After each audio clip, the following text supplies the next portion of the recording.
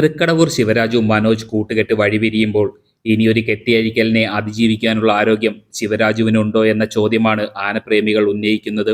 ഏറെ ആരോഗ്യ പ്രശ്നങ്ങൾ അലട്ടിയിരുന്ന തൃക്കടവൂർ ശിവരാജു അവന്റെ ആരോഗ്യം വീണ്ടെടുത്തു തുടങ്ങിയിട്ട് ഏതാനും ദിവസങ്ങൾ മാത്രമേ ആയിട്ടുള്ളൂ.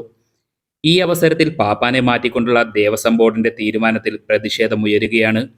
പുതിയ പാപ്പാന്മാർ എത്തുമ്പോൾ കെട്ടിയഴിക്കലെന്ന പീഡനത്തിന് ആന നിന്നു കൊടുക്കേണ്ടി വരും.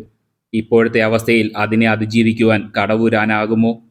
പാറശാല ശിവശങ്കരൻ എന്ന ആനയെ നേർവഴിക്കെത്തിക്കുവാൻ മനോജിനെ അയക്കുന്ന ദേവസ്വം ബോർഡ് തൃക്കടവൂർ ശിവരാജുവിനെ കാണാതെ പോകുന്നു.